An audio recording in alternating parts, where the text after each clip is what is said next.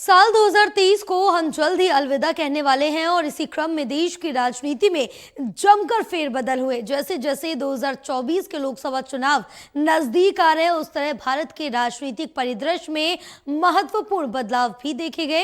इस साल भी कुछ इन्हीं बदलावों को देखा गया, जहां एक और कई विपक्षी पार्टियों ने सत्तारूढ़ पार्टियों को चुनौती देने के लिए एकजुट होकर इंडिया यानी कि भारतीय राष्ट्रीय विकासात्मक समावेशी गठबंधन को स्थापना की गई आज। और इसके साथ ही आपको बता दें कि वहीं साल भर इस गठबंधन ने कई तरह की रणनीतियों पर विचार भी किया। अगले साल होने वाले आम चुनावों में गठबंधन राष्ट्रीय जनतांत्रिक गठबंधन को चुनौती देने के लिए हर तरह के प्रयास में जुटा है। अब भारत का राजनीतिक परिदृश्य लोकसभा चुनावों में एक बड़े परिवर्तन का अनुभव कर रहा। मौजूदा यूपीए को बदलकर इंडिया गठबंधन बनाना और उसमें तमाम विपक्षी पार्टियों को शामिल करना एनडीए के लिए एक चुनौती के रूप में उभर सकता है। बदलते गठबंधनों, वोट प्रतिशत में बदलाव और सीट बंटवारे में उतार चढ़ाव की विशेषता वाला ये परिवर्तन भारत के चुनावी परिदृश्य की गतिशीलता को भी बदलता नजर आ रहा। और अब तक इंडिया ब्लॉक की 4 बैठकें हो चुकी हैं, जिसमें संयुक्त विपक्ष की पहली बैठक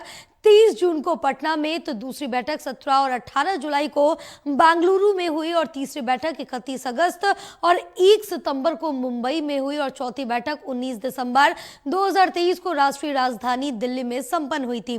तो वहीं इंडिया गठबंधन में शामिल पार्टियां 2024 के लोकसभा चुनावों में बीजेपी के नेतृत्व वाले एनडीए के खिलाफ एकजुट चुनौती पेश करना चाहती हैं। इसी क्रम में पार्टियों की बैठक का दौर जो है वो जारी है। सबसे अंतिम और चौथी बैठक में 28 पार्टियों ने हिस्सा लिया और इसी बात गठबंधन की कमेटी के सामने अपने विचार भी रखे।